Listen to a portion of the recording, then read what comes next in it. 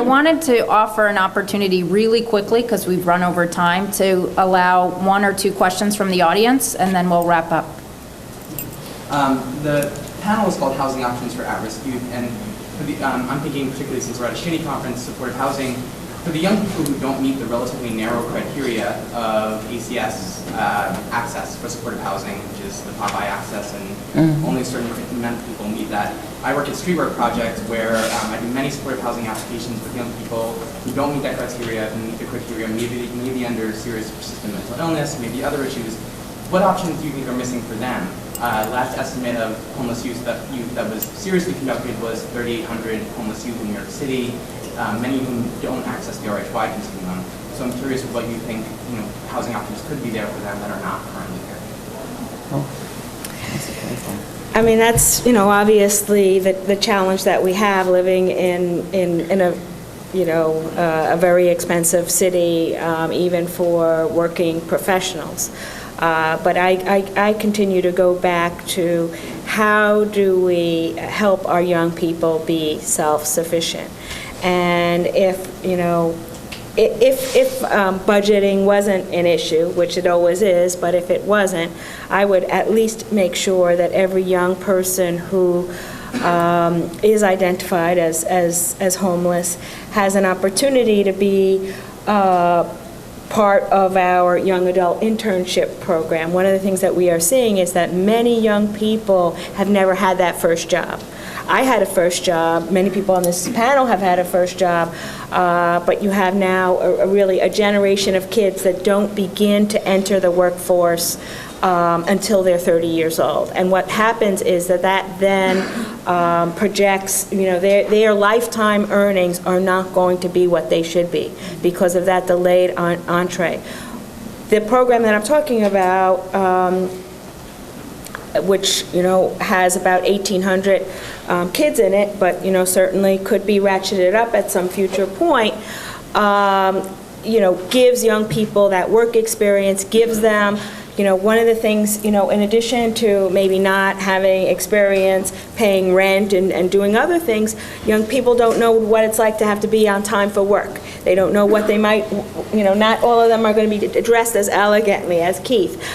So these are some very basic things that once you're taught them, you're taught them. So our young people need the work readiness. They need, support for honing their skills. They need somebody who can vouch for them, an employer who can say, yes, they work for me. That's what this life is, that's what successful people will always point to. Somebody who can vouch for you.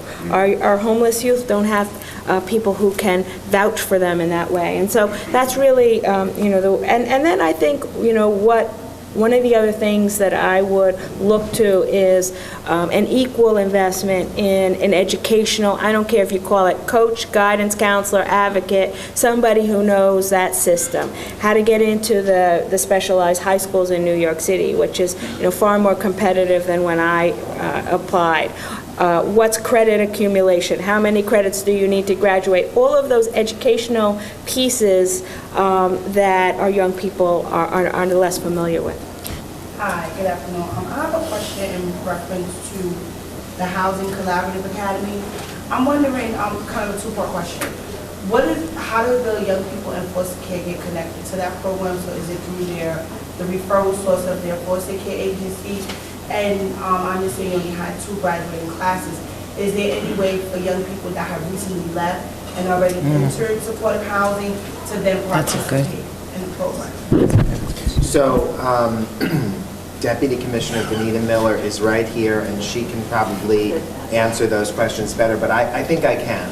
So we just had our second graduating class because it was just designed by Benita, and it was a response to our concern that we had met a few times with the chairman of NYCHA and with the commissioner at HPD, and are trying very hard to ensure that our agency does get some NYCHA apartments for our kids in care, and we also have kids in HPD, and we want to make sure that we keep those apartments for our kids. And so we work directly with our foster care agencies, and we identify young people who are 16 to 21 and and we inform the case planners at the agencies and ask them to direct the young people to our Housing Academy Collaborative, and we are having them on an ongoing basis so that kids can attend, and they have. So we'll have them on an ongoing basis and be running them, and we run them out of 150 William Street in the evenings. With respect to whether a young person can come if they've already entered supportive housing, I think the answer has to be yes. I don't think we've had that question before, but why wouldn't we? Yeah. So because Commissioner Richter and Mullgrav have had an opportunity to kind of have some last remarks, I wondered, because we're so short on time, if Keith and Denise might have something to say. If you had, in an ideal world, I wondered what your thoughts would be on the best housing solutions and service solutions for youth who are homeless or at risk of becoming so. It's a big question. Well, can I go first? I think my biggest concern at this point is the funding piece, and young people, it's becoming more difficult for agencies to run programs, supportive housing, transitional living for young adults because of the criteria that they have to fit into.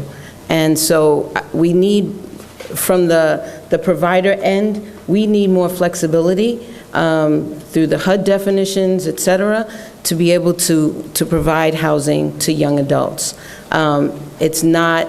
It's very difficult for us if a young person has aged out of foster care and there are only 300 slots of New York 3 slots, and those are all filled, then what do we do? And so that's why I just say we want to, Good Shepherd has now 2 supportive housing programs. We'd like to have 10, but it has become more incredibly difficult to replicate a model when there isn't flexibility in funding streams through, all the different, from the federal level to the city level, for us to create more housing. So that would be my my big push, right? And Keith?